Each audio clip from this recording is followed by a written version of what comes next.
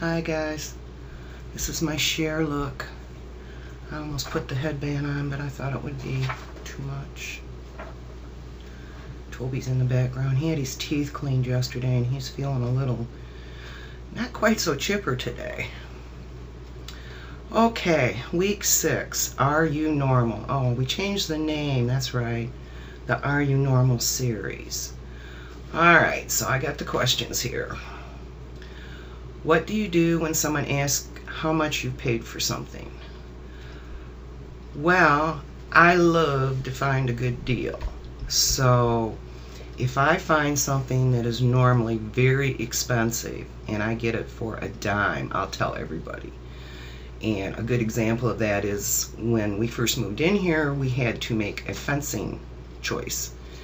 And the next door neighbors were not too happy about us putting up a fence because it would really cut their property kind of in half, or what they're used to using. I mean, we share.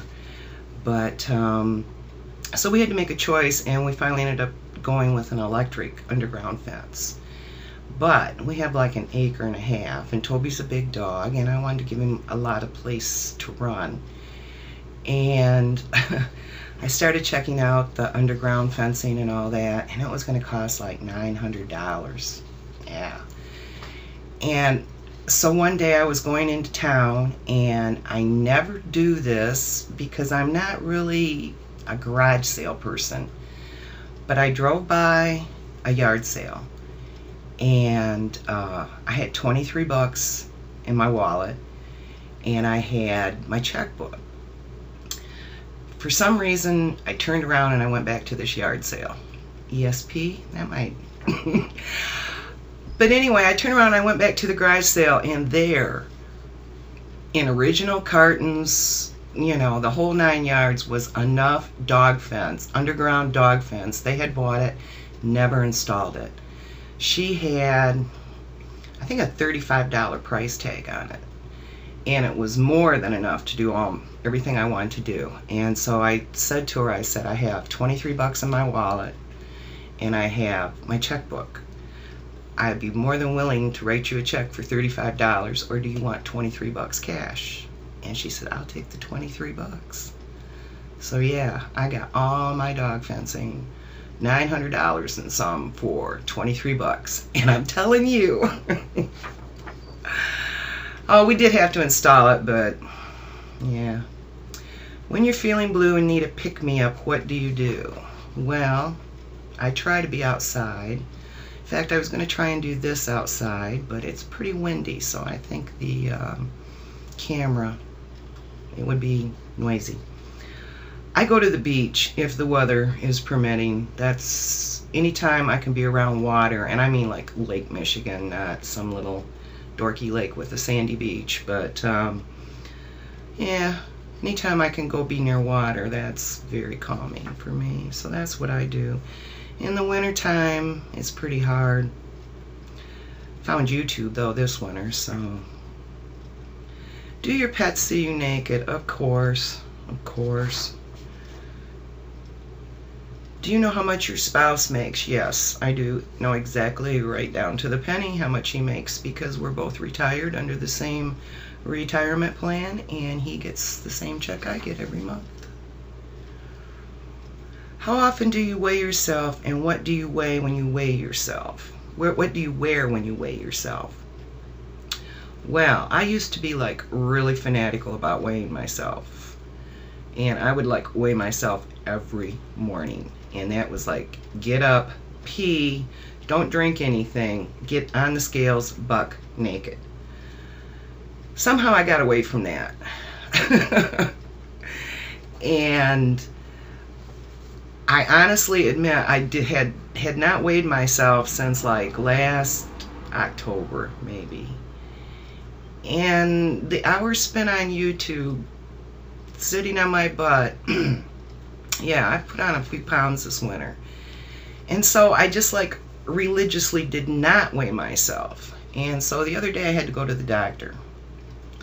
And I knew, you know, the doctor scale's always like 7 pounds heavier. 7 pounds, ladies. And so I didn't want to be like totally wiped out from how much I weigh. So I got on the scales and at home in the clothes that I was wearing to the doctor, so I could subtract the difference.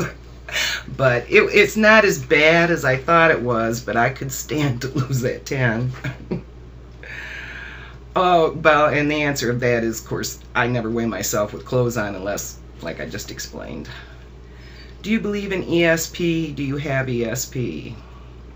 Well, there's that dog fence I was just telling you about. I believe there is ESP. I don't think I have it. I think, for the most part, ESP, people who have ESP also have very good common sense. And I think sometimes that's sorely lacking in this world. Just plain, simple common sense. And I feel like I do have good common sense, so, but I don't think I have ESP. If you could be any character from a book, what would it be and why? I don't really have any characters that I used to read a lot of, like, the historical romance novels, you know? The ones where the ladies had the, like, 10-inch waist and the slender thighs, and, you know, she could travel across the country on horseback and a day of no plumbing and no running water and always be smelling like roses. So maybe one of them, because I have a hard time doing that in today's world.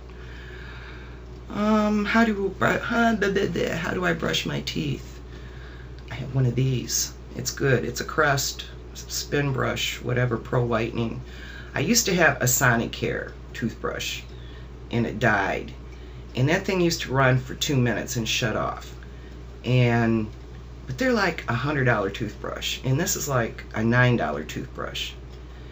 And so since I was already used to brushing for 2 minutes, I didn't think I needed the timer anymore. So I use one of these and I brush for at least 2 minutes, at least.